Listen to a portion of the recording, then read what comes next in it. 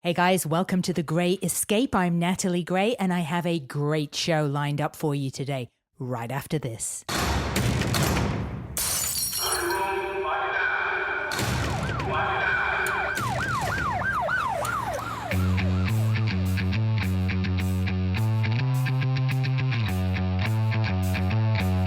On Hollywood Boulevard, specifically the 15-block stretch of Hollywood Boulevard that houses over 2,500 stars in the sidewalk that makes up the Hollywood Walk of Fame. Now, most of the stars are in one of 5 categories. That's movies, TV, music, radio, or live performances. And get this, some people get more than 1 star. Gene Autry has the record. He's the only person to have a star in all 5 categories.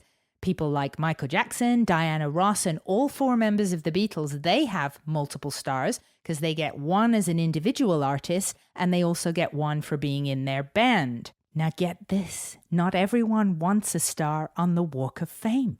And it seems to be the issue is that when you get nominated, to get the star, you have to agree to appear at a ceremony within the next 5 years. And some people just don't want to do it. So people like Cher, George Clooney, Clint Eastwood, and Julia Roberts have all passed up the opportunity to get their own star on the Hollywood Walk of Fame. You might have wondered, how do you get a star? Well, basically anyone can nominate someone in the industry who's been in their profession for at least 5 years. So if you're a fan of someone, you can nominate them. They have to accept. And then you have to come up with $30,000 to pay the fee. So you better really like their work. And what better place to introduce my guest today than the Hollywood Walk of Fame? Because this guy is about making people's dreams come true. And he's been doing it for decades. Hollywood manager Barry Katz has been instrumental in careers of people like Dane Cook, Whitney Cummings, Louis C.K., Dave Chappelle, and more. And Barry was kind enough to tape this interview back in 2013. I'm thrilled to bring it to you today. And I have to point out, big extra props to Barry because he was really sick for this interview and he didn't cancel. Big bonus points there. Now, you may already be familiar with Barry if you've had a chance to listen to his own podcast on iTunes called Industry Standard. And if you have, you'll know that he has one of the most distinct voices in the business, and he's very possibly the most impersonated person in Hollywood who's not an actor. You might hear some phones going off because this recording took place at his fancy offices in Century City, and you're going to hear Barry open up about his own experiences in stand-up, Dave Chappelle's infamous $50 million deal he walked away from, and how what you don't think about can help you succeed. Let's get on with it. Here's Barry Katz.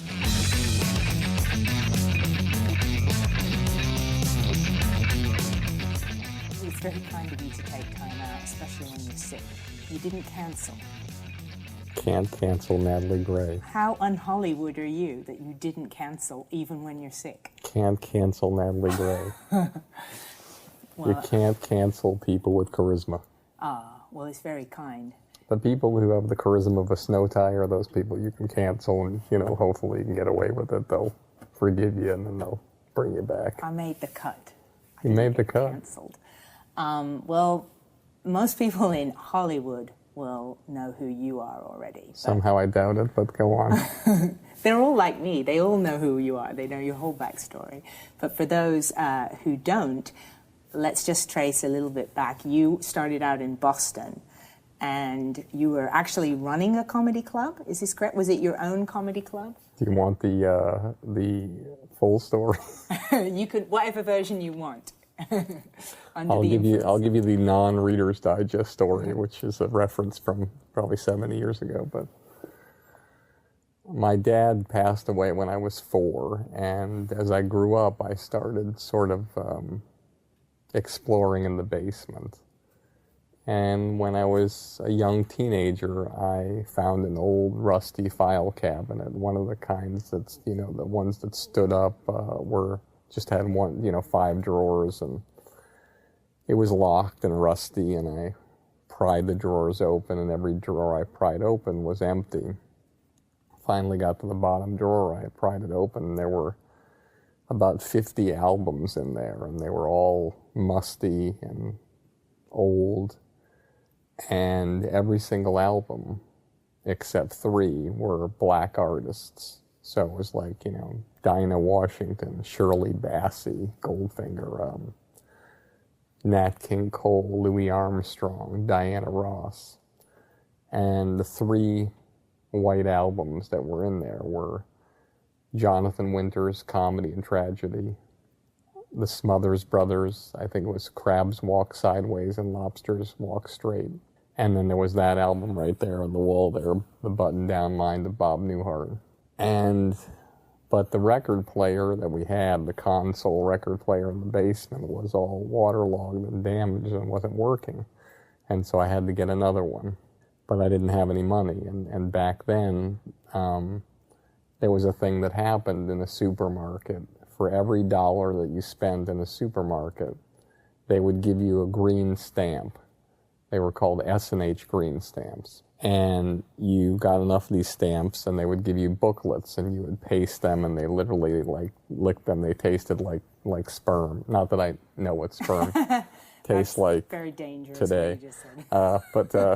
And you'd paste them in, and for a certain number of books, you'd go to a redemption center, and you'd be able to get things. And I forget what it cost, how many books it was, but I must have saved up about 50 books. And I went in, and I got one of those record players that was like a fold-down record player. You could carry it, but it folded down, the 2 speakers on each side. And I started playing the music albums first, and it was nice, but I just really wasn't, I don't know, it didn't move me as much. And then I started playing Jonathan Winters, and it was a little too crazy. And the Smothers Brothers was wonderful, but it was sort of musical comedy, more entertaining. But I was riveted by Bob Newhart.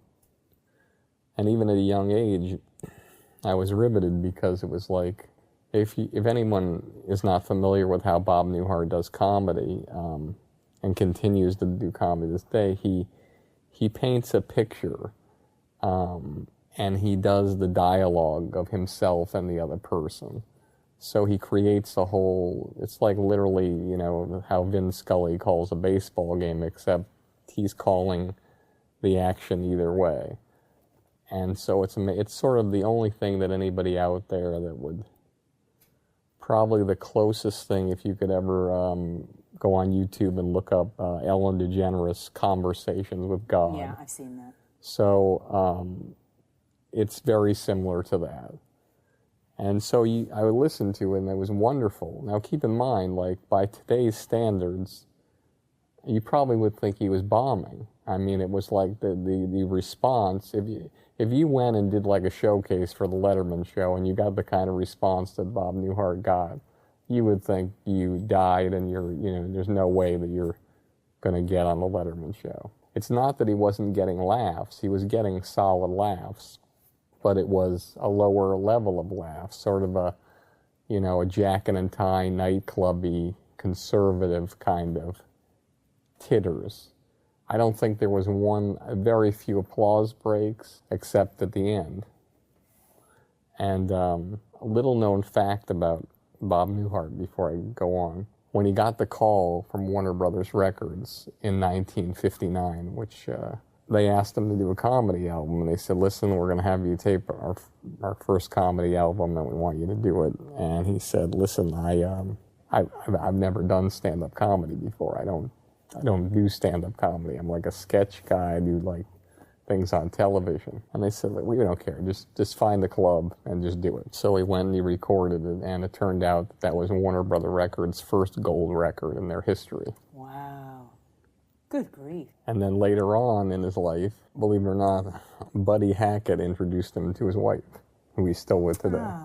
So I met Bob Newhart in an elevator at HBO, and he seemed absolutely delightful. It's so fun. I mean, I'll go on with the story, but I want to tell you a quick story about Bob. So this guy's started me in comedy, basically, and I get to do a benefit for Buddy Hackett and his wife and a cause for animals. And it's an amazing lineup of comedians, from, Dom DeLuise to Harvey Korman to Buddy, I think it was Buddy, maybe he'd passed away, and Bob Newhart was giving the Lifetime Achievement Award to Phyllis Diller. And I had Jay Moore on it and Dane Cook and a bunch of other people, Louis Anderson. And Sherry Hackett comes up to me and she says, Barry, Mr. Newhart would like to speak with you. I never sat with him. I sit down, hey Bob, I'm producing the show tonight. He said, oh, you can call me, yeah. I said, I'm sorry. I said, hi, Mr. Newhart, I'm producing the show tonight. And he said, please call me Bob. I said, okay, Bob, how can I help you? He said, listen, I got to get out of here. I'm like, what do you mean you got to get out of here? He's like, I got my wife is at home, I got to get out of here. I said, Bob, you just got here, the show hasn't started yet, and the big moment is you bring up Phyllis, that's the big close to the show. Not gonna happen. I can't wait that long. I gotta get out of here. You gotta get me out of here by 9:30. I said, Bob, it's like 9:15. We're about to start the show. I can't. That's the whole big thing. I'm gonna leave if I can't get on by 9:30.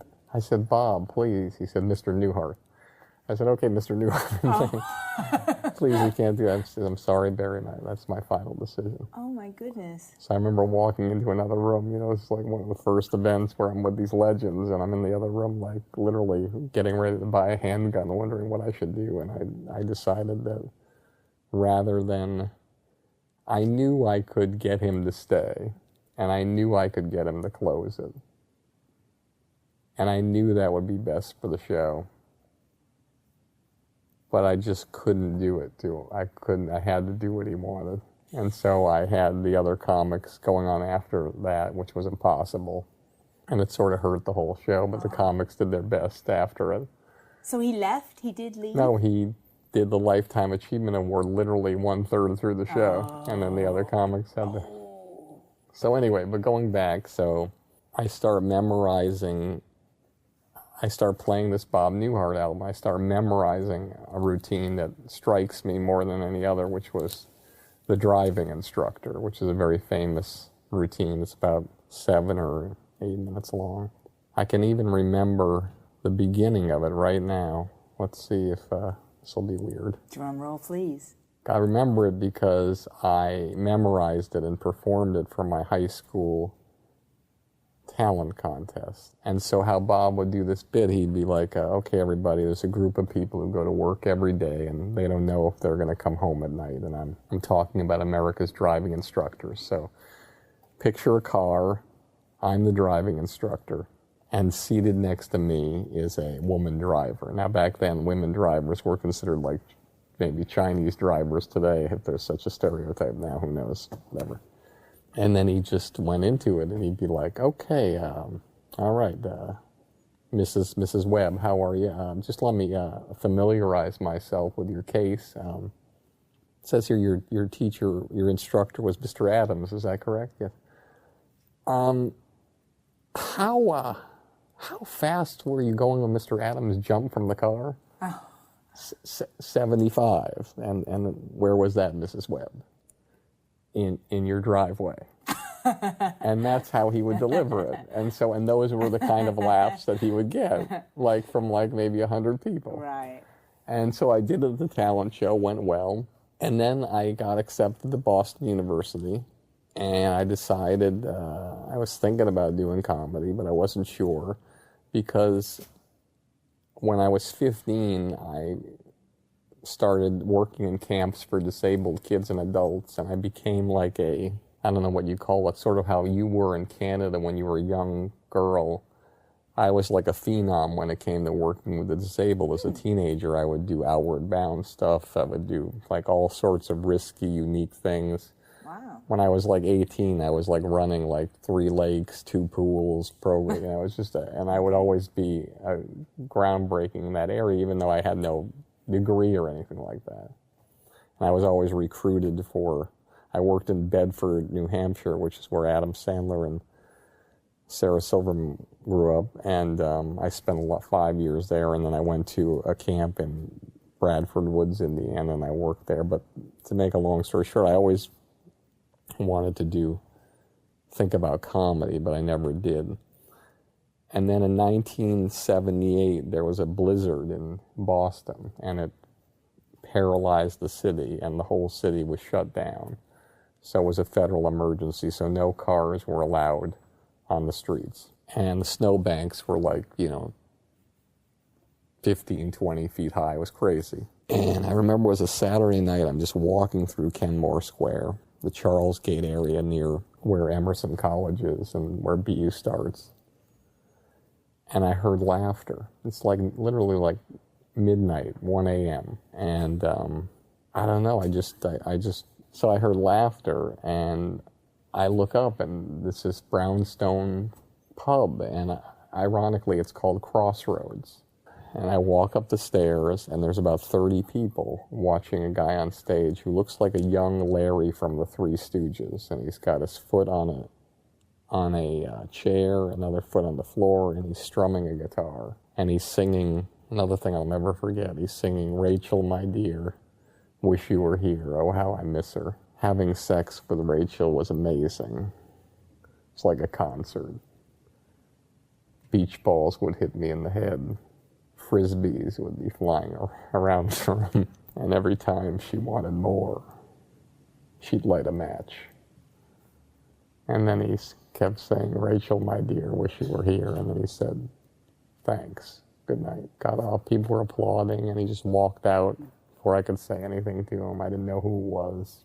Later on, I found out that the first comedian that I ever saw in my entire life live on stage was Stephen Wright. Oh, interesting. So I go find out when the open mic is, and I decide I'm going to do the next open mic.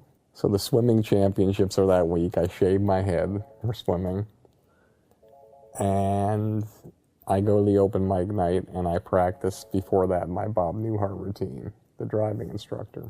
And so I go on, and I do it. This guy brings me on. He's like, they call him the taxi driver. He's like this huge blue-collar guy. And it kills.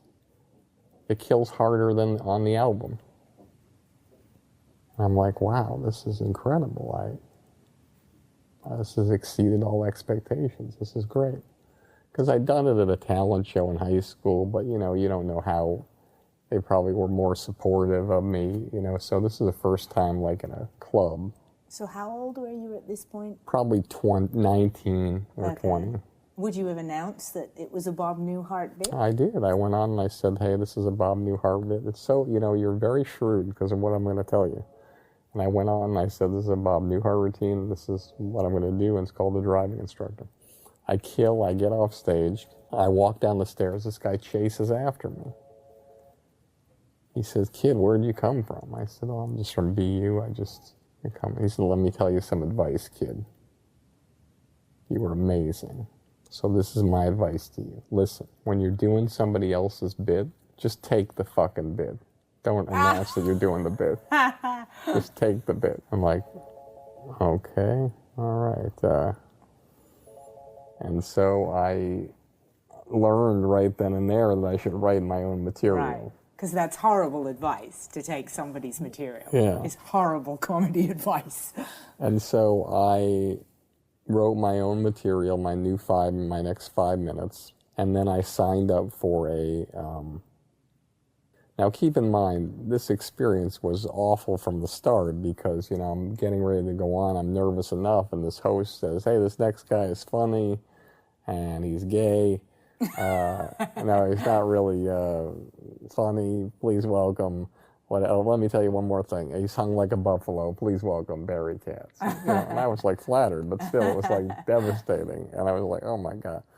So then I go to an open mic night called the club was called the Ding Ho in Inman Square, Cambridge. It was a historic Chinese restaurant comedy club. And Lenny Clark from Rescue Me and so many shows hosted the open mic night. And back then, there weren't that many comics. So there was a great comic from Boston, then an open micer, then a great comic. I sign up. I go on, and I've got a shaved head from swimming. I go on. At least you're hung. At least I'm hung. Well, listen, the truth comes out in the end. Or the beginning. So I go on, and again, it kills, but this time it's my original material. Okay. And I'm like, oh my God, this is incredible. And I just got off stage and I thanked the doorman and I walked out. All of a sudden I hear somebody running after, like steps behind me, like a nerve. This is a bad area there. I turn around, it's Lenny Clark running after me. He's like, Katzy. I'm like, yeah, Lenny? He said, listen, where the fuck did you come from? Again. So I'm like, well, I'm just going to be you. This is when I first time. Listen, that was amazing. You got to come back here and open my show next week. I look at him and I say, listen, I don't think I can write 5 new minutes by next week. Again, not knowing anything about comedy. Right. And he pauses and he looks at me sort of like the dog kind of looks at you when he wants something. And then he looked at me hard and he said, you dumb Jew heed kike bastard. You stupid fucking kike. You come back here, you do the same material, and you're going to open my show. I said, okay, great. And in your case, you've probably been called much worse. Much worse, yes. So I go back there, and when I get there, I notice, it's the local bar. It looks like all the same people. I go on, I bomb so badly, like you can hear crickets. It was devastating. And I didn't want to go on for another 6 months. But then I just started going on. And then a guy named Chance Langton, who was a comic in Boston, he was a guitar comic, I'll never forget. He used to have this little riff. He used to sing, he says, what did he say? The song's for all the ladies. All I am saying is give Chance a piece. He was like a kind of a strange guy, but he was great. He gave me a chance, and he offered me the doorman position at his comedy club called Play It Again Sam's, which was a movie bar, entertainment bar, restaurant, and comedy was downstairs. This is before DVD, so it was the only place to play the movies that were coming off the theaters. And I did the door on the week Friday for $10 and Saturday for $10. And the caveat was I'd get to go on at 5 minutes of 2 a.m. after 4 headliners. This sounds like me at the comedy store. And I was the doorman, so it was really hard. But I loved it. And they ended up throwing him out of there, and I ended up taking over the club. And when I took over the club, I started creating shows for the young people that I thought were talented that couldn't get stage time. So Wednesday was Bob Goldthwait's show. Thursday was Dennis Leary's show. Wow. Friday was this guy DJ Hazard, and I believe Dana Gould also. Saturday was Lenny Clark. Sunday was Anthony Clark. And we had Paula Poundstone and Jonathan Katz, who created Dr. Katz, and just an amazing array of talent. And, you get in arguments with people, too. Like, I remember Janine Garofalo was bombing every week on Dennis's show, and I took Dennis aside, and I said, listen, do you think maybe you want to give her a little break and put somebody else in? And the only time he ever yelled at me, he closed the door. He said, fuck you. She's funny. No one else will give me any stage time in this town but you, but I will walk away from this fucking club if I don't get her on the stage every single time I'm here. I said, okay, man, if it's your show, and if you believe in her that strongly, then that's... Do you think, were they dating or anything, or was he just that committed to her comedy? No, I don't think they were dating. I think he was committed. That's a pretty worthy thing to do, and a pretty decent thing. Yeah, so those were my roots, and then I started booking one-nighters at comedy clubs and all over New England, and before I knew it, I had like 50 comedy rooms in New England. It was crazy, and a lot of them were hell gigs. I actually, just some of the gigs were like, Frank's in Franklin, and the guy's name, the owner was Frank, or just these shitty gigs. Some were great, but some were shitty. But it was a good training ground for a lot of people. And that's where I met my first clients I ever had, which were, if I can remember, Anthony Clark, who I still work with, Louis C.K. I represented him for about 7 years when he was 17 to 24. Jay Moore I met in Boston doing some rooms there, and then in New York, who I still work with, Nick DiPaolo, who I've worked with on and off throughout the past. So there's a lot of people I met in that area. And it was just an amazing time. And then And then Eddie Brill, who was a friend of mine who was booking Letterman for a long time, Right. had gone to New York and was running this comedy room called the Paper Moon in Greenwich Village, next to the famous Italian restaurant Il Mulino and the Firehouse on West 3rd Street. And he told me he was leaving, and I was free to come down and talk to the owners to try to open a club there. I got down, I literally drove down to New York for the first time, stopped at a bar, got on a payphone, called real estate agents out of the Yellow Pages, looked at 3 apartments, picked the first one on 82nd and Central Park, and said, fuck it, I'm doing this. I'm making this move. Before I even knew about the club, I meet with the owners. They say, I don't know how to tell you this, but Rick Messina is booking this club now. Now, Rick Messina, for those of you who don't know, back then he was doing what I was doing with a guy named Tony Camacho in New York. This is before he was managing. But then I got the call 6 weeks later that he didn't want it anymore, and I could just take it over. And so I took it over and turned it into the Boston Comedy Club, believe it or not, which was a horrible name for a club in New York. That's right. And I think this is the first time I even knew it was in New York. Yeah. Obviously, I always thought it was in Boston. Yeah, and so the first comic on stage there was Louis. He hosted the weekend. And it was a great spot. It was there for 17 years, and it was a place where I met some of the most unbelievable comedians and started working with everybody from, Dave Chappelle, I met there on an open mic night, just crazy stories and things. Are you guys still friends? Yeah, I actually just sat down with him at the Real Food Daily about maybe 6 months ago with him and his wife and one of their kids. It was an amazing, we're sort of diverting here, but it was an amazing thing because, everybody has a different perception of what happens when you sit down or you talk with somebody, unless it's videotaped. But, Dave I worked with for 8 years, and I think he's just, he's just a genius. He was always a genius. Just, the red light went on. It was magic, and I loved my time working with him, and I just loved it. And so I sit down, and he says, do you know what this frame of time is here? I said, well, I think, it's whatever month it was. He said, no. It's 20 years ago this month that you met me for the first time. Aww. That's what I said. I said, oh, you remember that? He said, yeah, I remember it. Do you remember what you said to me? And I said, I met you before you went on. The manager, Jason Steinberg, had told me about you. And I shook your hand and I said, you're going to be one of the biggest stars in comedy and film, and you're going to change the face of the world of comedy. And you asked me, how did I know that? And I said, well, when I shake people's hands, sometimes I feel like the movie The Dead Zone, and I can see the future. And that was the future I saw.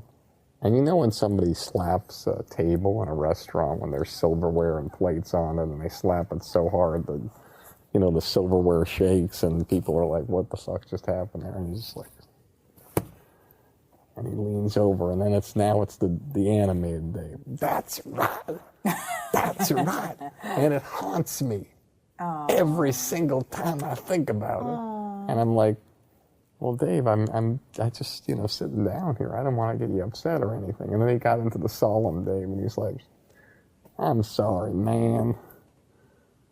It's just, every time I think about that moment, I say to myself over and over again, how the fuck did he know?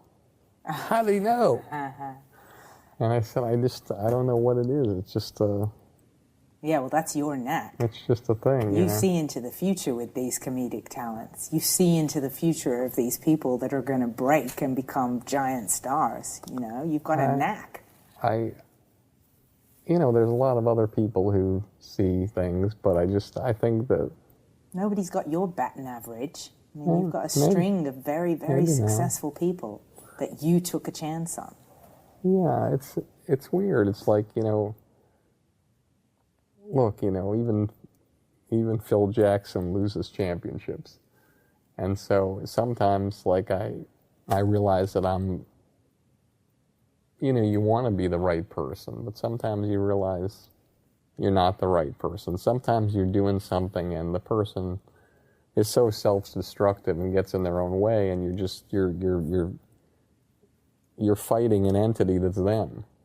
Like a Cat Williams. Like Cat Williams again, a guy who's just. I mean, I would love to work with Cat Williams. It would be one of the greatest honors of my life to try to figure out a way to stabilize the playing field, to figure out a way to get him on the right track. Because talent-wise, he's on the right track. Right. There's nothing regarding his talent that he needs me for. He's a great actor, great dramatic actor, great comedic actor. Comedically, he's brilliant. For me, as a manager, sometimes your work is not with the artist craft, it's with the artist's, emotional toolbox that they're working for. And those are some of the things you deal with all the time, because so many artists, they get in their own way. And it's truly amazing. It's just amazing how many hours of the day and week and month and year, if you could add up all the hours. I mean, if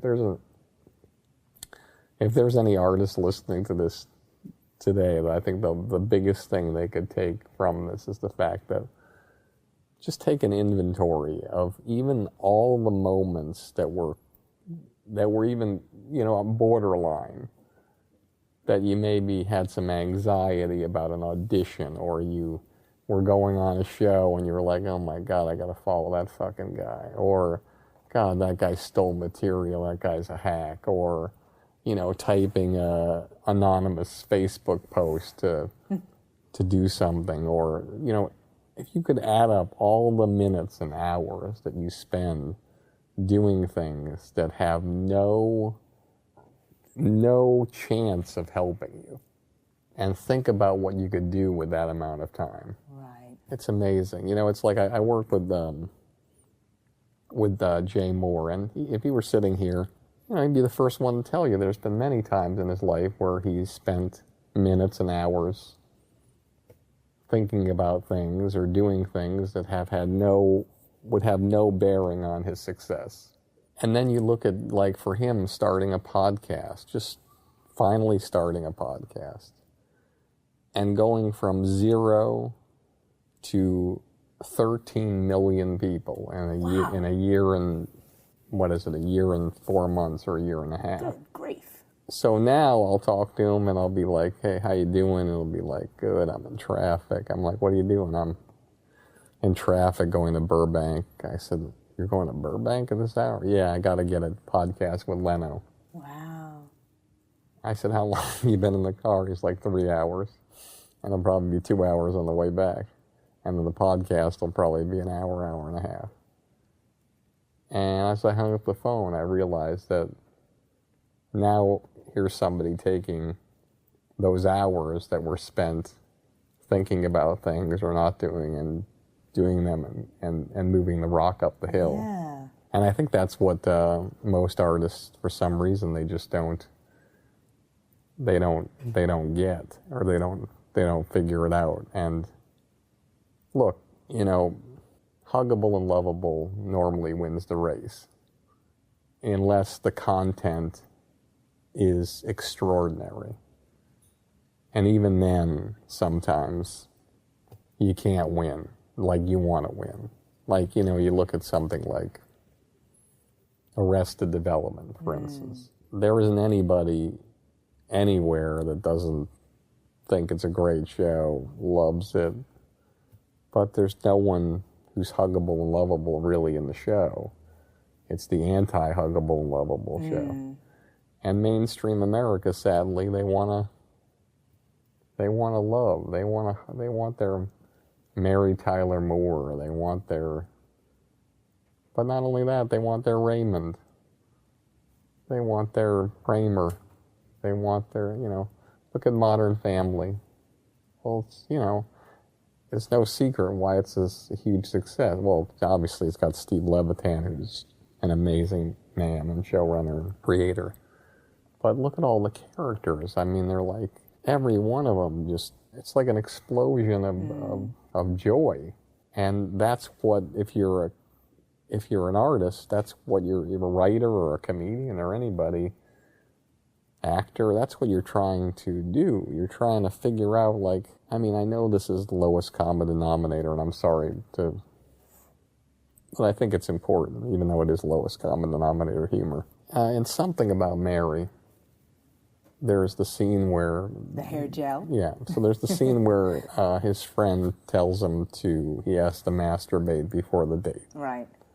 So there's the scene where he's in the bathroom, trying to make it happen. That alone in a television show and a movie would be enough for it to be something that's talked about for a long time. But no, there's the next thing where it actually happens, but he can't find it. So now he's looking around. And again, no words. Right. So that moment, that second moment, again, as big a moment for any television show to be talked about for weeks. Well, that's the second one. Third one, she's at the door. Can't find it, goes to the door. Opens the door. I think the most says hi. The camera's on her. Comes around to him. And his head is turned this way. So even the audience doesn't know what's happening. And then slowly, Ben goes like this. And it's there. Right. Number 3. This is the second sperm reference to this interview. I know. I'm being lowest common denominator. I'm sorry. So, 3. And then she goes like that. Takes it. Boom. Well, that alone going like that, I believe after she takes it, that's probably the 4th one. The 5th one is probably like this. And then we cut to the restaurant. We cut on Ben. How was your day today? And then we go to her, and like this. So 6 holy shit moments in a row with very little dialogue at all or anything. Again, I know it's lowest common denominator, but is there any doubt why the movie was made $1 bazillion? Even movies that you aren't sure of, or you're not like saying, I don't think Will Ferrell would be putting Talladega Nights in his, in his time capsule of his proudest, the film he's the most proud of. But I mean, the moment where he stabs himself in the leg when he's in the wheelchair, I mean, is there anyone in the theater that isn't laughing? It's like, I remember Dumb and Dumber with the shitting scene where you just hear him in the toilet. Yeah. And so, and the key is that if you can create those moments and then create them without the lowest common denominator. Like there was a movie I saw, and it was more of a low-key movie. It didn't get a lot of play, but it was, you're probably wondering why I would see the movie, but like there's very few actors or comedians that are so real that it's like it's not even like Jason Segel is like a guy who, I mean, obviously he isn't a guy who's people are rallying around to make $100 million movies, but they are rallying around him because his comedy is always, it's always real. Mm. It's always a little bit dark, and it's, so I remember the scene, and I think it was 5-year engagement or something. He's gone off the deep end. She goes to visit him. He's living in the woods in a cabin. Every single thing in the cabin is made of an animal. So he's drinking from like a hoof cup. There's like a candelabra with a deer, thing. The chairs have the fur around. Every single thing is like, And I just couldn't, I mean, it was so dark, but I was just laughing so hard because it was just so original and such an amazing moment. Again, the fish out of water, this girl coming in, beautiful girl coming in, and but, you know, in anything, that's it. It's just all about the content. And again, you can get away with not having the greatest content if you're an artist. You can't get away with it if you run a technology company or an automobile company. You know, if you put out an iPad that's not as good as the whatever, or a tablet's not as good as the iPad, then, you know, your chances are you're not going to be in the market too long. Right. But as an artist, you can do things sometimes that it's just the right timing. Like if, for instance, like if you were to do a podcast with like the woman who wrote Twilight, and you were to sit across from her and say, could you tell me, like, how does your novel compare to some of the greatest novels of your generation? Right. She'd probably laugh, because she knows that, you know, she didn't write a masterpiece. Right. But the timing was right, and, you know, vampires have been around for a long time and whatever, and for some reason things came together, and it was the right time. Right. And boom.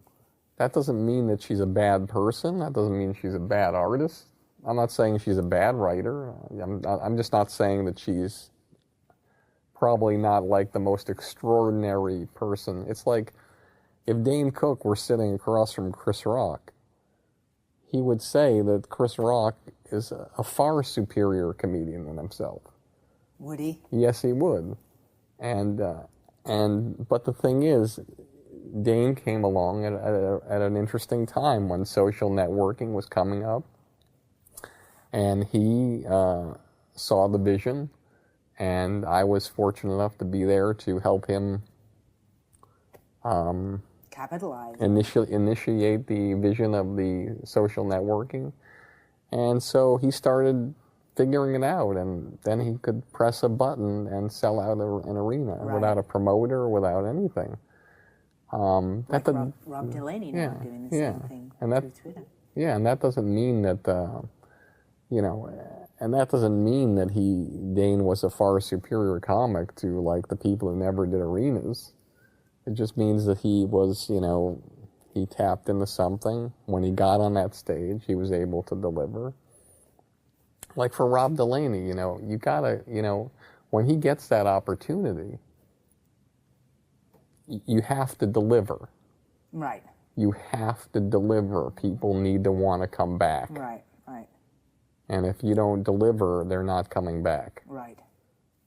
And that's why you notice that a lot of people, Dice did arenas for 12 years. Dane did them for, I think, 6 or 7. I don't think he's done comedy for 2 years, but on any paid stage. But you just have to go and give them a show. Right. And so when Rob Delaney gets out there, that's going to be the biggest challenge. I think he is out there a bit now. He just did a bunch of shows in London. Yeah, so I think he actually broke some kind of a record of most sold-out shows. It's fantastic. From a comedian from another country. It was some little detail. And that's fantastic. And if the reviews are in and the people loved it, then that's what you need to do. You have to create those moments that blow people. Because if you don't, it's like anything else. You just don't have a chance to do, when you're auditioning as a comic, you're going up against people who are literally waiting tables because that's all they do is act. They can't make any money any way else. Comedians can make their money doing things. Right. So they don't have to book that gig. But if this person doesn't book the gig, they're back in line at, Spruzzo on the Pacific Coast Highway serving Chinese chicken salad to some... Well, I wanted to ask you a couple of things. You're really like a self-powered interviewee. I can just sit here and you interview yourself. It's not like Oprah. Did you dope? Yes. Right, that's right. No. Did you? So, you brought up social media because obviously Dane probably tapped into it more than anybody, and more power to him. it's so prevalent now. I mean, how has the comedy scene changed, do you think, for social media? Do you think a comedian has to have a presence on the internet to make it these days? I think great performances, no matter what you do, are going to determine everything. And so, great content, great performances that are undeniable. I mean, look, Aerosmith was passing flyers around Harvard Square to see their shows. That's how they did it. Now there's social networking, so it's like, but it still doesn't make any difference unless your content stands out. I don't care, how many comics are on Twitter or Instagram or whatever. If your comedy doesn't move people and blow people the fuck away, social networking isn't going to help you. I mean, Bo Burnham was singing songs on his bed into a camera, in his bedroom. Every time I think about that, I think of Gary Gulman's line where he says, "I'm living at home, I'm 26 years old. Let me tell you something. If you're waking up under Star Wars sheets, the Force is not with you." But Bo was living at home. He was a teenager or whatever, so he was a teenager, though. And he put his videos on YouTube. Well, there's, 200,000 other motherfuckers playing guitar on their bed on YouTube. He's not, he didn't go on The Tonight Show and say, "Hi, my name is Bo Burnham, and check out my videos on YouTube." Nothing. There's no promotion. There's no ads. It's 0-0. All it is the public speaks. "We love this. Let me send it to somebody. I love this. Let me send it to somebody." I think it can be a fast route for comedians, though. It can be a fast route if the content is brilliant and if the person is undeniable. Tell me anybody who really, really does well, that there isn't some part of their persona or their act that's undeniable. Oh, I'm sure. I absolutely think the talent has to be there. I've seen, for example, Angela Johnson, a very talented young comedian, and definitely kind of skyrocketed with the viral video about the nails. And I mean, I'd say that was a YouTube comedian's success story. Yeah, whereas 50 years ago, Buddy Hackett had to play one crowd at a time to do the Chinese waiter routine. And, that's it. It's like you have to, and I'm not saying that Angela Johnson is doing Buddy Hackett's routine. All I'm saying is like, there's a lot of things that there's very few things that are new in comedy. So you learn from the masters and you take what's with you, and I just do Bob Newhart's routine. There you go. So you're in. And so that video, people loved it, and women loved it because they go to nail salons and they see that they related to it, and she was killing. And she was not offensive. She was not a threat to them. She was beautiful, but she wasn't like somebody who was like, "That bitch, I'm not going to laugh at her." She had a very disarming way about her. Women loved her. As they say, women wanted to be like her, men wanted to sleep with her. And she went and did the shows, and she figured out a way to kill in the shows when she probably wasn't ready. But she did it. She rose to the occasion, and that's what happens. And that's why, it's like, sports is an amazing metaphor for anything. It's like, how did Timothy Bradley beat Manny Pacquiao with a broken ankle? Well, it fucking happened. I mean, how did Peyton Manning lose at home, too? I mean, how did Tom Brady lose the last 2 Super Bowls? He lost because there was somebody who figured out a way to work a little bit harder and make one little thing happen that changed the dynamic. Sometimes all it takes is one. Sometimes you win the game. I mean, using that as an example, those last 2 Super Bowls, he won the game. The game was won. He handed it over to his defensive team. "Here you go. We've won the fucking game. All you gotta do is just stop them from going 90 yards for a touchdown in 1 minute." But they couldn't do it, and he lost the game. But it's his loss. because some guy figured out a way to do something that seemed impossible. And when you're an actor or a comedian and you're auditioning or you're doing anything, you're doing the social networking, you always have to believe that there's somebody out there who's going to take you down, who's going to take the steam away from you. When Cat Williams left the scene, opened the door for Kevin Hart. The door was open, and he never looked back. And that's what happens. You think that Kevin Hart would sit on this couch and say, you know, I did Soul Plane, very proud of that movie, and that really launched my career. No, that was damaging. And that's how great and what a hard worker and how forceful and how strong his will was. He turned what probably could have been a negative into a positive, to where people now look at it as it's like a cult movie. He turned it around. If you had, you're a father, if one of your kids said, I want to be a comedian, or even in entertainment, how would you feel about that? Prop act or guitar act? Or just a regular comic? There may be a guitar act, Barry. What if? No, I'm kidding. I would just try to let them know the pain that's involved in the journey.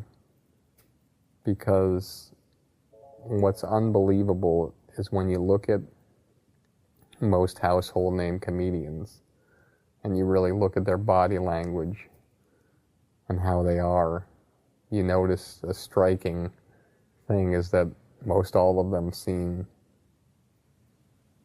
not as happy as they should be.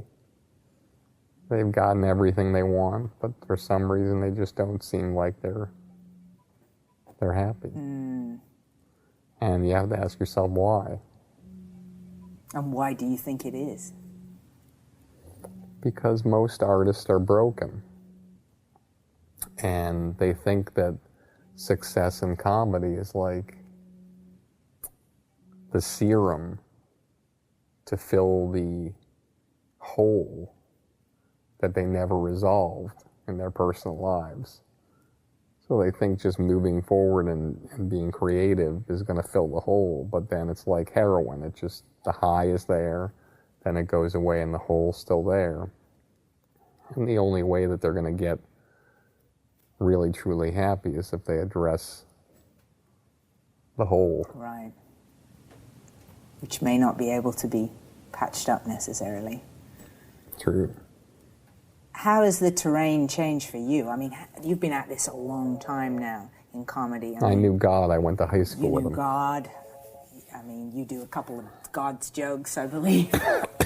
You're still around. You're still successful. You're more successful than ever. You've got the swanky office, beautiful office. I mean, how has the terrain of comedy changed for you? You're on the front lines, working for your clients, helping them achieve their dreams. What's different that wasn't around 10, 15 years ago?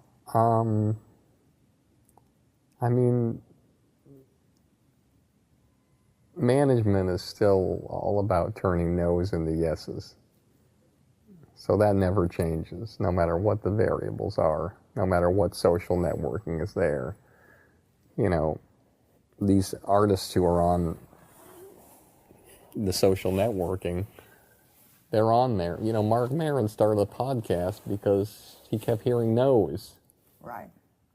No, we don't want you for this gig. No, we don't want you to headline the improv. No, we don't want you to act in this sitcom. No, you're not right for this film. So he just said, fuck it, I'm going to do my own thing. Right. So that's what's changed, where you can take things into your own hands when people say no and try to prove them wrong through the world. And so I find that a lot of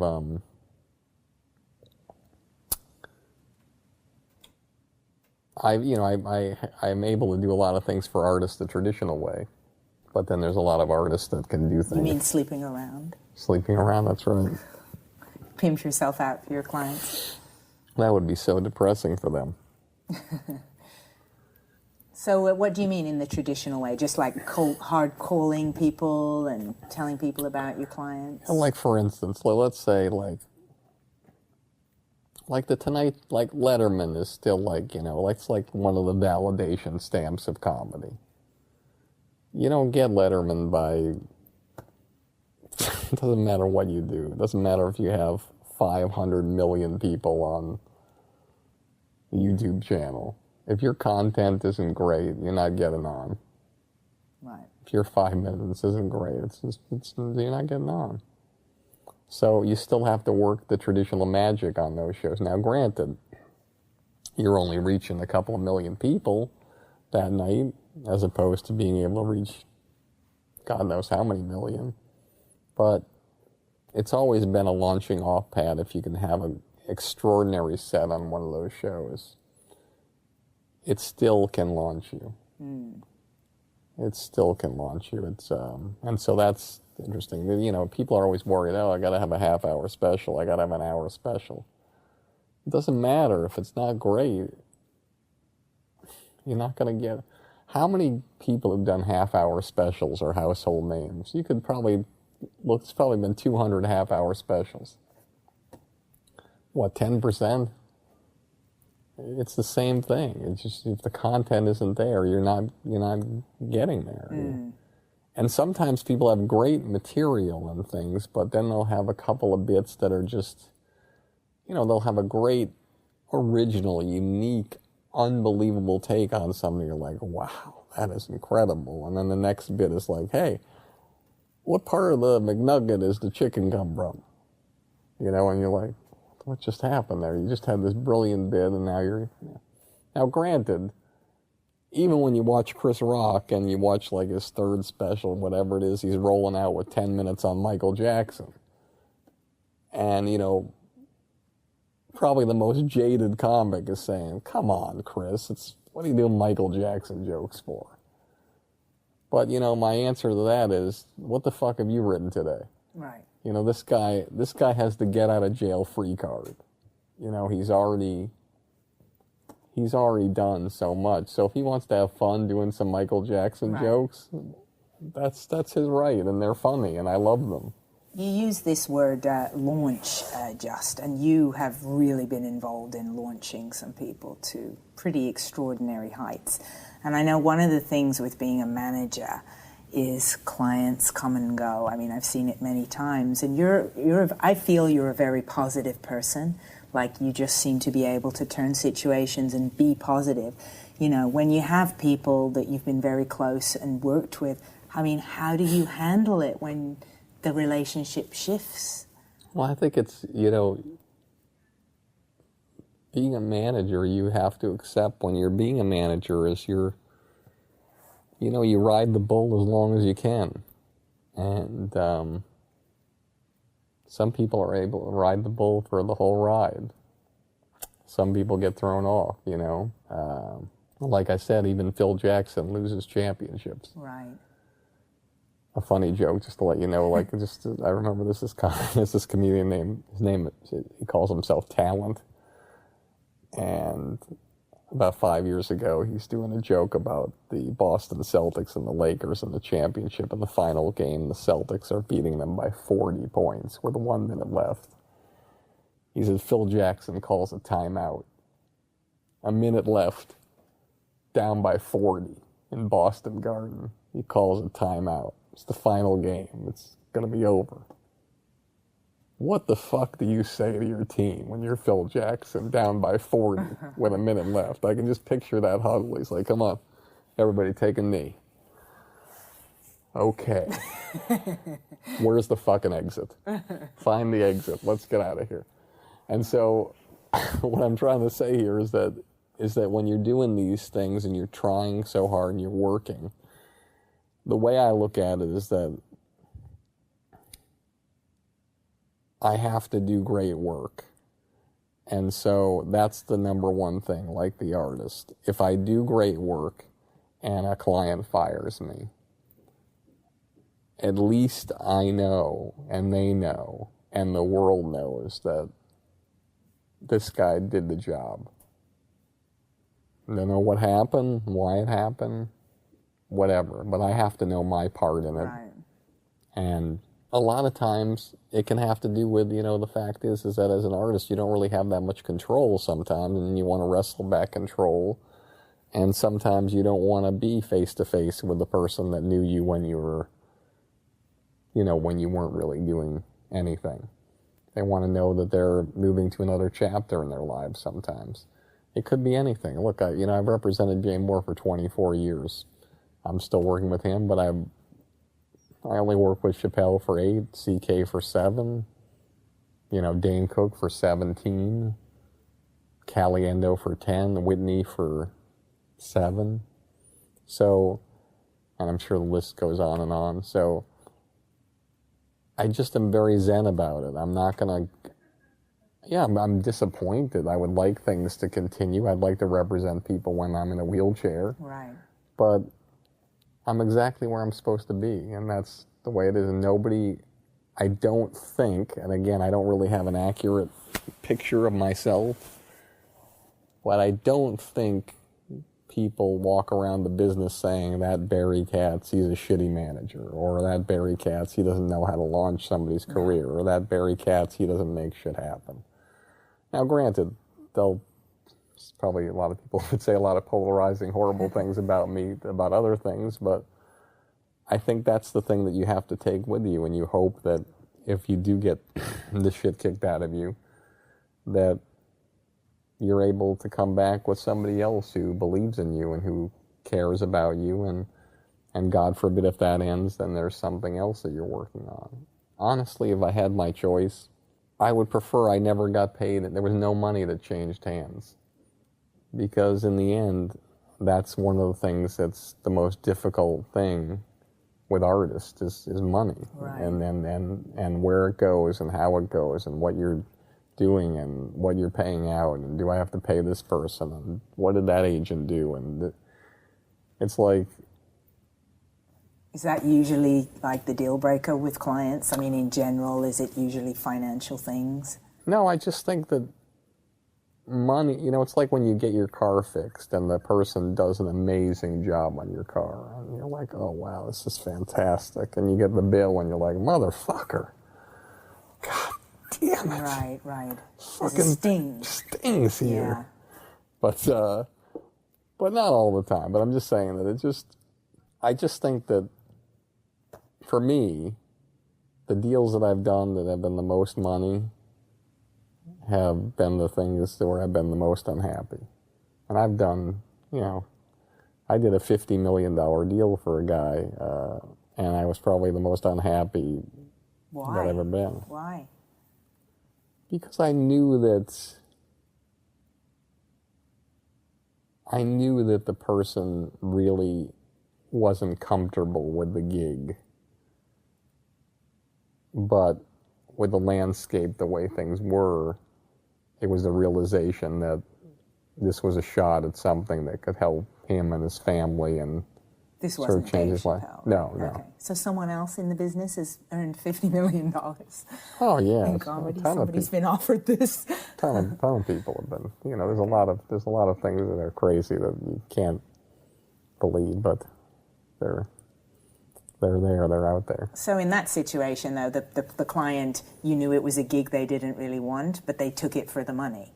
You have to create opportunities for the artists, and if they say no, they say no, and if they say yes, they say yes. But did they take it in the end? Yes, they did. You'd think they'd be happy then, and then you could be happy. I mean, that's a crazy amount of money. Who could not be happy with that except Dave Chappelle?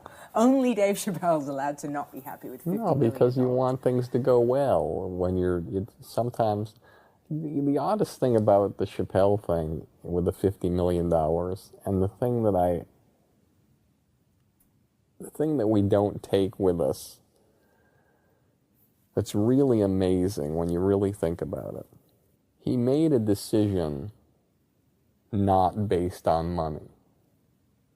He made a decision based on his creative integrity. And the money didn't define him.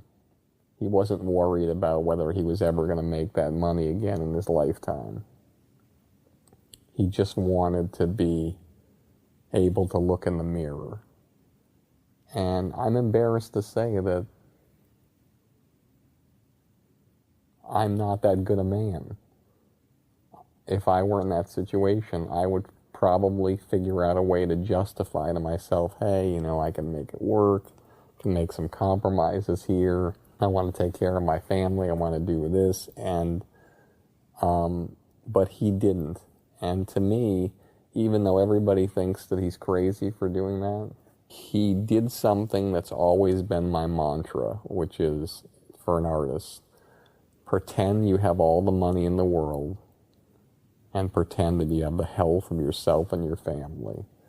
What decision would you make here? And he made that decision based on that.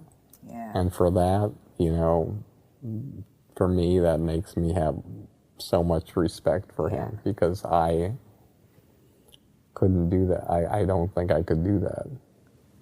That is, it does show extraordinary integrity, but then how big would his bank account have been? I don't know what percentage that would even mean to him at that time, $50 million. It depends. If he has hundreds of millions already, then it's not that big a deal. But if he has a few million, 50 million's huge. I don't know the range of his finances at that time. Well, when you die, what do you do with the money? You give it to an animal rescue. Okay. So you can't Can't take it with you. You very rarely see a U-Haul behind a hearse. I mean, you would know this. At the time that happened, would 50 million have been a significant amount to him? Yes, very significant. Okay. So then he deserves even more respect then. I mean, I just had no idea how much money would he have. I don't know. He was already very successful. And I've heard, you know, you hear these tales, these Hollywood urban legends of people who had $1 million development deals by the time they were 21. They never went to air, but they had so many pilot development I've probably been a part of 100 of those. Right. You know, it's crazy. You know, there's the people that had deals. Like, I remember John DiResta had the biggest deal in the history of television, based on a one-person show he did about a cop, and he was a cop. Right. I just worked with him recently. Yeah, and he got, like, I think $650,000 back 20 years ago. And again, another lesson. How did he get the deal? He did a one-person show. He created his own thing. Yeah. And that helped him get it. Unfortunately, it didn't last. Yeah. But he's a fascinating guy. He's lovely. I mean, I just worked with him in a comedy show literally just before I went to the UK. In fact, I believe you have one of his tables that he made. I do. He made me my dining room table. This thus supporting the other jobs that comedians have to do to pay. Probably was paying back one of the commissions, I think, maybe. Yeah, no, he was lovely, but he told me the tale of, you know, how brutal it was and how brutal it was on his family as well. And, you know, that tale that you hear so many times where you've got the show and then the network interferes and ruins it, you know, and that was sort of his take on it, was they were stripping it of all the things that had been in his one-man show that had caught the eye of the industry in the first place, and those were stripped away from the TV show. Yeah, it all has to come together, and it has to be magical, you know. So what's next for Uber manager Barry Katz? The end of this interview? The end of this 4-hour interview? Well, you're the one who can tell a wonderful tale. All the people will fire me after being away for 4 hours here. I'll hire you for my podcast when I've got 13 million listeners like Jay Moore. I'll be the one to probably ask you for money. You'll take me over the top in my podcast. You'll take me to that next level. Well, I think you'll take me to the level. I mean, Jay's thing, I think his things have been crazy. I mean, it's like because of him, I think probably I've had over 1 million people listen to. Wow. So I'm very grateful to him. But, you know, again, if there's anything to take from this interview, if you're a comic or an actor or an actress, it's just you can't fail if you're better than everybody else by miles. You Can't Fail, you know, Beth Bears and Two Broke Girls. I think she went on 100 auditions without booking anything. And they kept bringing her back. I remember because I was, you know, Whitney would tell me. And because she created that show with Michael Patrick King. And each time she'd come back, they'd be like, "Oh, that was amazing, but obviously we're not going to hire somebody who hasn't done anything before." And then she kept coming back. Then she tested, and then, you know, even though everybody had more experience, she was undeniable. They had to hire her, and they did. You know, on the Whitney show, there's this young guy, Tone Bell, who got hired this year. Hadn't done anything. All these actors auditioning against him, testing against him. Hundreds of episodes of experience. Right. How did he get it? Right. He got it because he was 10 times better than everybody else. Yeah, well, that is very encouraging. It's the saying, I like to use it, the cream rises to the top. It always does in some way. It's got to.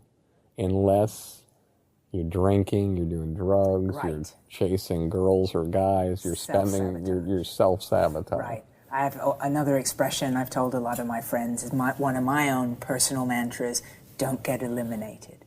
Yeah, it's like, don't get eliminated. That's great. I always like to say, create a car accident. Because Okay. everybody slows down to look at the car accident. Okay. And create a problem. Create a fucking problem for any casting director, any network, any studio. Create a fucking problem. Like being so good? Be so good that they're like fucked up and they go like, oh my God, what am I going to do here? Create a fucking problem. Wow. Yeah. And that's it. And, you know, one of the things I want to say before we end this thing. Oh, we're only halfway through. Good, Sorry. fantastic. I arranged with your secretary. This is 5 hours. I wish there was a porta potty right on this couch where you can just go to the bathroom and you just... Is that you need to go like to the restroom? on a plane. I think I just need a diaper at this point. I can bring in a commode. I've That's been fantastic. volunteering at a hospital. I have access to them. That's fantastic. But I'm honored that you had me on. I can't believe I'm like your third or so person here, and I hope that something that I said here can maybe help somebody or inspire somebody. Absolutely. I think you've got a good code and a good set of mantras yourself that you live by. And I'm truly grateful that you took time out. Thank you very much. I'd hug you, but I'm sick. You're very sick. So I don't want to get you sick. So I'm even more grateful that you and your germs took part. All right, well, so thank you very much. give me one of these. Thank you, Barry Katz. All right, thank you so much. Okay.